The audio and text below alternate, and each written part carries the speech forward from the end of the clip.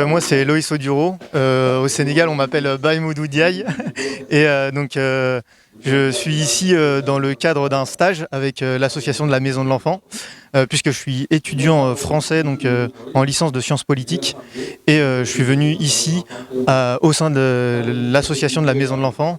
pour voir en fait la promotion et la protection des droits de l'enfant au Sénégal, puisque la jeunesse représente une part importante de la population ici. Alors une fois arrivé ici, j'ai pu découvrir le Dahara, donc mode Cissé ici, et ma première impression c'était,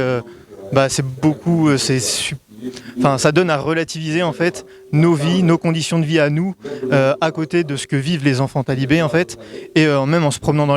les rues, j'ai croisé d'autres enfants talibés qui pratiquaient la mendicité par exemple. Et là, on voit que c'est une population vulnérable qu'il faut absolument protéger. Et c'est pour ça que l'association de la Maison de l'Enfant intervient auprès de ces jeunes-là. Et c'est super important et un vrai combat à ces faibles conditions de vie qui se trouve au Dahara. Eh bien, il faudrait en fait une application de politique publique concrète au sein même de la population, là, même un changement de mentalité au sein de la population, avec des autorités responsables qui prendront en charge des enfants laissés de côté en fait, l'apparition des acteurs privés même pour aider ces enfants talibés avec des ONG, des associations et toujours une présence de l'État pour favoriser l'insertion dans la société des enfants qui sont laissés de côté comme ça. Voilà. Dans ce Dahara-là, du coup, il y a une autonomisation pour permettre aux enfants de vivre de la production en fait, agricole et même d'élevage. Et donc ça permet une bonne alternative pour améliorer les conditions de vie des enfants. Donc c'est une solution qui me paraît plutôt concrète et importante. Alors ça fait une semaine que je suis au Sénégal, mon stage il se passe à la perfection, c'est super, il y a du monde pour m'accueillir et je les remercie. Et puis du coup je voulais remercier l'association de la Maison de l'Enfant de m'accueillir comme ça, le Dahara même ici, et remercier même tout le monde qui est bienveillant avec moi autour de moi, et c'est super, voilà, merci. Effectivement, c'est vraiment avec une grande joie que nous sommes là aujourd'hui dans le cadre de notre collaboration avec l'association La Maison de l'Enfant. Aujourd'hui, c'est un jour spécial pour nous parce qu'il s'agit en fait de témoigner ou bien d'assister à des enfants talibés qui ont mémorisé le Saint-Coran. Donc aujourd'hui, c'est un jour spécial. C'est un jour de joie, de remerciement que nous faisons à l'endroit, en tout cas, de l'association La Maison de l'Enfant qui nous a permis d'assister à un tel événement. L'objectif, en tout cas, de notre collaboration avec la Maison de l'Enfant en tant que service de l'État, notamment l'AEMO de Mbour, c'est de concourir, en tout cas, à tout ce qui peut permettre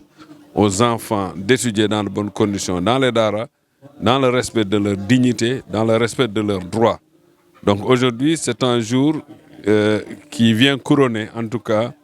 un ensemble d'efforts qui ont été consentis aussi bien par le maître coranique Serigne Mohamed Cissé, l'association La Maison de l'Enfant, mais également tous les acteurs qui gravitent autour de la protection de l'enfant dans le département. Donc grâce aujourd'hui aux efforts conjugués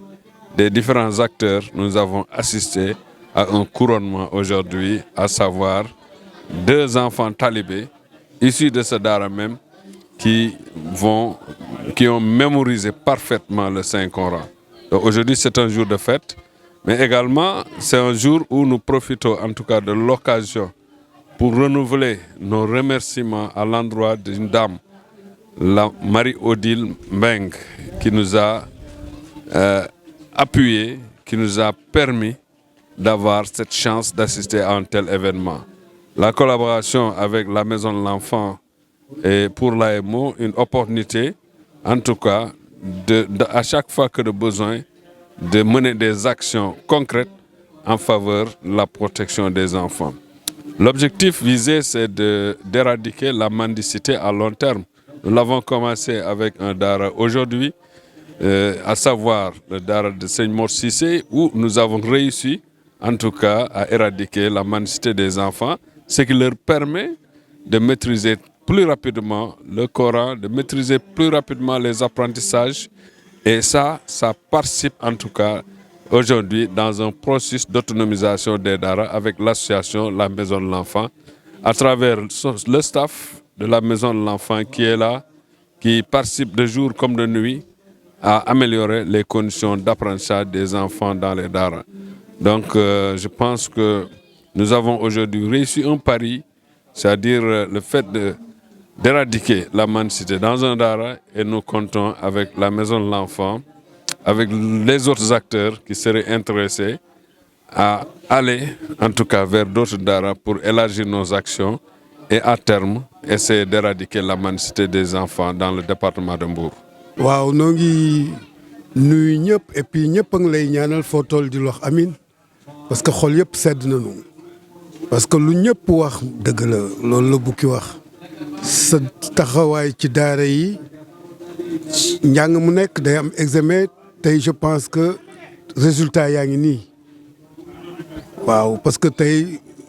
kilifa gi fi toog nga indi ko muy Babali di directeur AIMO si kanamu El Hadj avoué kontaan na wax nan ko sa taxawaay jot na gis waaye jot nan ko wax li nga xam ni weesu na te gis na ni firnde yaa ngi nii na autorail moom ku ko jëlul ci gaar bi boo ko jëlee ci halte doo xam li xew grande gare donc ça a été dit vraiment soo gisee taxawaay bi tey rafet parce que démb rafet parce que lépp mi ngi doore ci ndongoom bu dawoon Ali ñëpp xamoon na ni xaleel place am du mbedd et que nekkoon ci situation yu doy waar yu yu grave donc qui faisait que bi ko kër xale yi jëlee ba récupérer que teg ko ci condition moom mënoon na ñëw am yeneen altitude mais il avait coopéré xam ni vraiment kër xale yi li ñuy wër moom moo koy mooy dalal xelam. waaw association bi tey jàng nañu ils ont été vraiment très satisfaits aujourd'hui avec le directeur de AIMO di Babali donc il les a expliqué présence su li mu nekk ak li muy liggéey et que même wax naa leen ko ni leen tey kii bu ngeen ko bëggoon gis da ngeen di rang wala ngeen jaaree ko ci secrétaire di toog di am ay rendez-vous mais grâce à Marie Odile Mbengue vous l'avez eu comme ça bon mu toog à votre oui ndax lan ndax sigil daara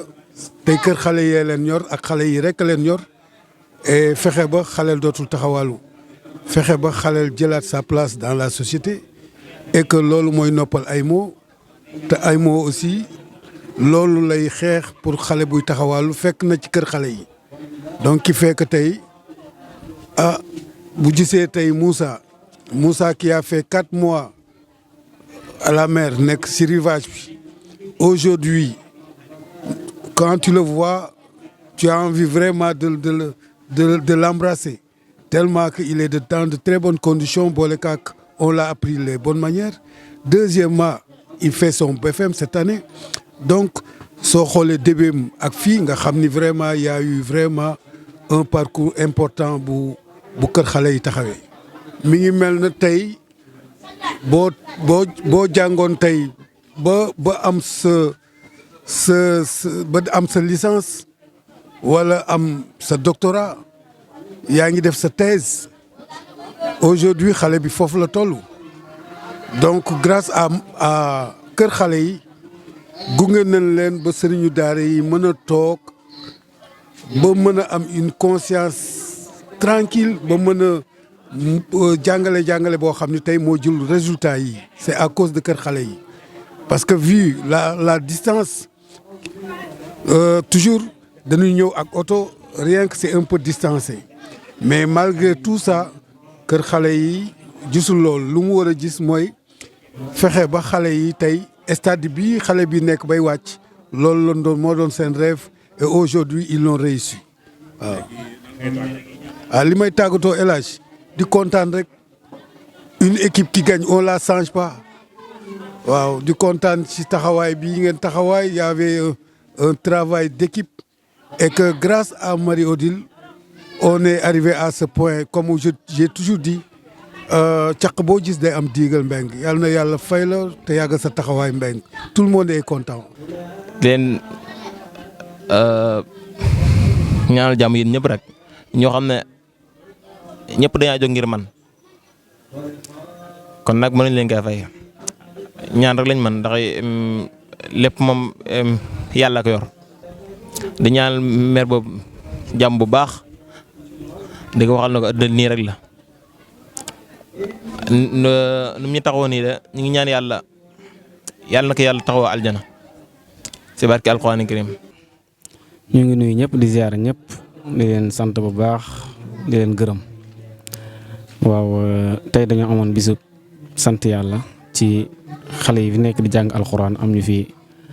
doon eggali seen alxuraan ñu doon leen defal benn fête pour sant yàlla ci eggali gu ñu eggali seen liggéey bi wala boog mën nañu sax gi ñu tàmbali ndax ku mokkal alxuraan yaa ngi doog a door.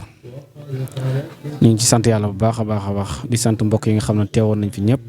jàppale ñu ci bis bi sant leen ci yàlla rawatina waa association Les Messages de l'Enfant ci njiital Marie-Odile di ko baax koo xam ne wax dëgg yàlla loxoom dugg na bu baax ci fi daara ji tollu tey te dugg gi mu dugg ci daara ji ak jàppale gi muy jàppale waa daara ji ubbi na ay bunt ci xelu ñi nga xam ne ñoo yor daara ji ak ñi fi nekk pour gis ne mën nañu jaar ci yoon yu mucc ayib pour conditions yi ñu soxla yëpp pour daara ñu mën ko am te lépp nga jógee ko ci ndimbalam ak xalaatam ak xalaatu waa ak ndimbalu waa association bi. daara joo xam ne dañ daan yalwaan xale yi dañ daan xëy yalwaani añ yalwaani reer bu ñu demee ba lépp di leen fekk fi ñu nekk mu yombal seen jàng te impact bi mu def ci daara ji mooy sécurité xale yi. dañoo gën a am sécurité ñu yor xale yi suñuy xel dafa gën a dal ndax foo gëstoo gis leen ñu ngi sa wet contrairement ak bi nga xam ne dañ daan génn yàgg ci àll bi doo xam ci lu ñu nekk sa xel du dal ak tamit impact bi mu def mooy seen jàng gën a gaaw ndax bu ñu nekk ci daara ji demuñu fenn seen temps jàng gën a yokku ñi ci am fulla sax bu ñu wàccee demuñu fenn sax ñu jël seen téere jàng loolu dafa yokku gaawaayu jàng xale yi bu baax a baax a baax. ak yeneen yoo xam ne ñu koy jàppale moo tax ñu ngi sant bu baax di gërëm waa association bi di sant yàlla bu baax a baax wax dëgg yàlla lii yàgg naa xew ci daara ji ay nit yàgg nañ fi mokkal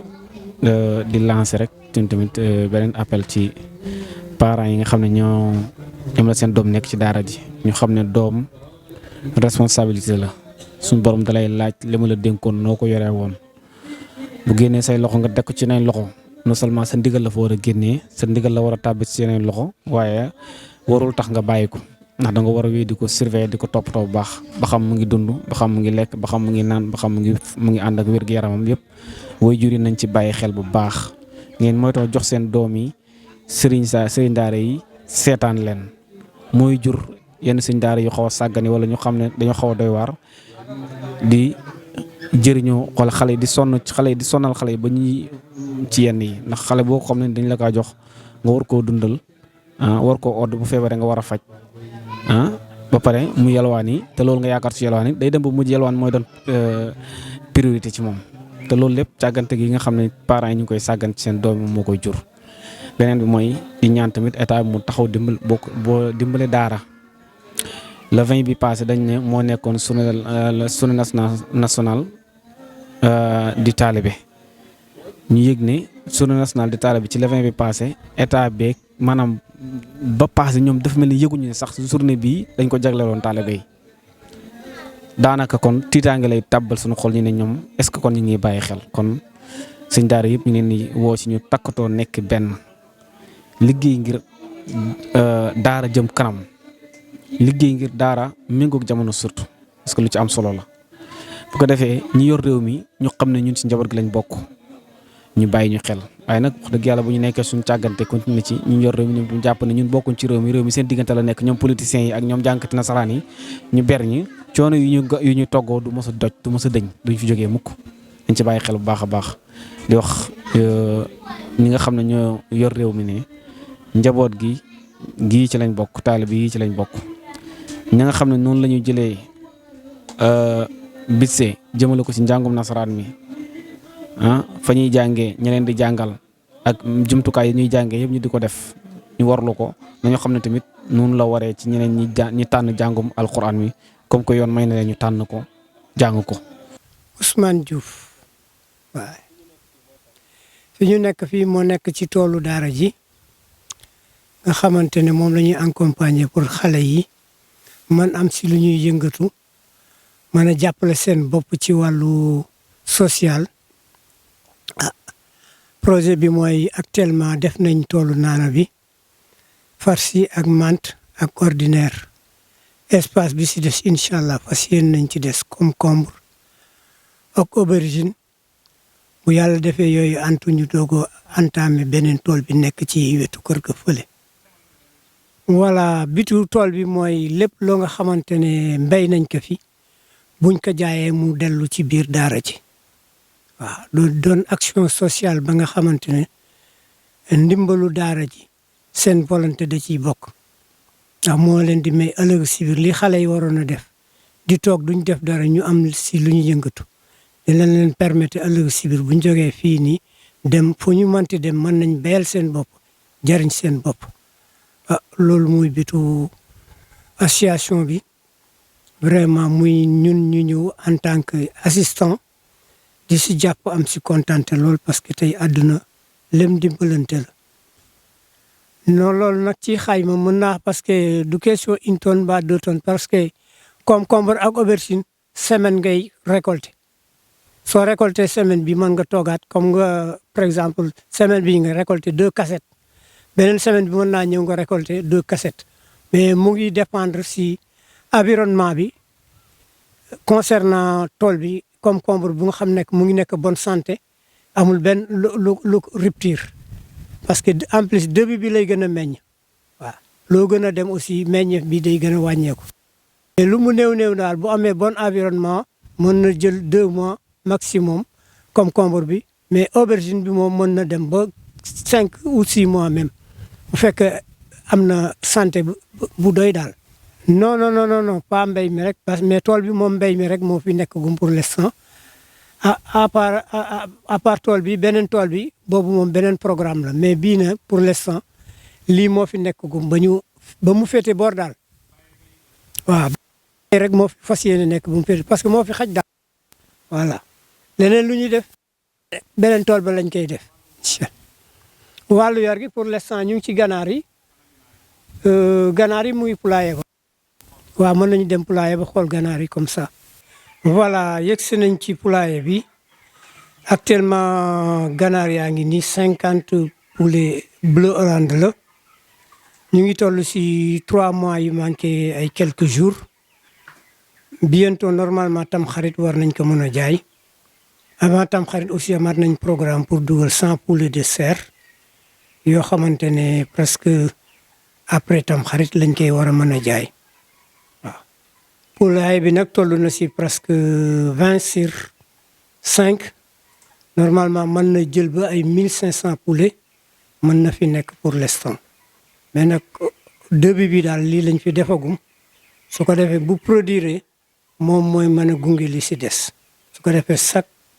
1 mois bu ne mën nga dugalaat yeneen 100 serres bleu Hollande yi li programme bi bu ñu jaayee yi nga xam ne moo ci ëpp yu góor yi lenn li dañ koy garder pour production quoi muy man di nen ñu koy kuufee mbala muy man di nen ñuy wut ay poulet ordinaire ñu koy boof comme ça ñu mën a amaat ay poussins bleu Hollande boobaa dootuñu soxla di dem jëndi ay bleu Hollande boobaa production bi fii lay commencé bu matee nga jaay tranquille nga am liberté si production. waa pour les 150 yi moom revenu moom du bareegu mais bu demee ba nga xamante ne ñu ngi nen ñu leen di kuufe di jaay. boobaa dina mën a amal daara ji revenu parce que si le bénéfice bi di commencé génne mais pour l'instant moom da ngay investir boo investir ba mu mat mu ngay produire di jaay ay cuuc mbaa ngay produire muy nen ngay jaay nen yi boobaa si le bénéfice bi ñëw. concernant élevage bi moom bu fekkee programme bi tegu na si yoon bleu Hollande yi nekk fi serre bi bu ñëwee bénéfice su serre bi mën nañ ci dundal Blue Hollande yi bu demee Blue Hollande yi di produire normalement lu mu néew bu daara ji su ko association bi doon gàddul 100 élevage bi uniquement rek war na mën a gàddu normalement 600 yi war na si mën a gàddu 15% mën na ko gàddu bu fekkee ne am na bon suivi concernant Blue Hollande di produire serre bi aussi bu ñëwee buñ ko jaayee li ciy génne aussi dañuy augmenter parce que boo paree 600 yi war nga mën a dugalaat beneen 150 boobu bu jeexee mën nga dugalaat beneen 200 ba kër ngay yegg 500 yi di monter soo demee ba am 5 mois ba 6 mois nag boobaa frais dootul am mais li nga xamante jot nga ko frais mooy indiwaat sa bénéfice li nga jotoon dugal ci poulailler bi su ko defee da ngay indépendant ci côté poulailler bi dootoo am dara loo ci frais su ko defee yow da nga nekk en liberté ci poulailler lu dul nga mu mat nga jaay jël sa bénéfice xool feneen ko foo koy dugal ëllëg si biir mën nga def dugaat si beneen système mu kii jënd bu mel ni xar def opération tabaski mbala nga jënd béy mbala tam xaritan fii nga xool dajale nga sa benn 500000 dem jënd sa benn nag dem jaay ko yooyu yëpp a ngi si daal élevage daal début bi mooy li yàlla def moom ci ganaar barkeel na xaalis bi bu ci jógee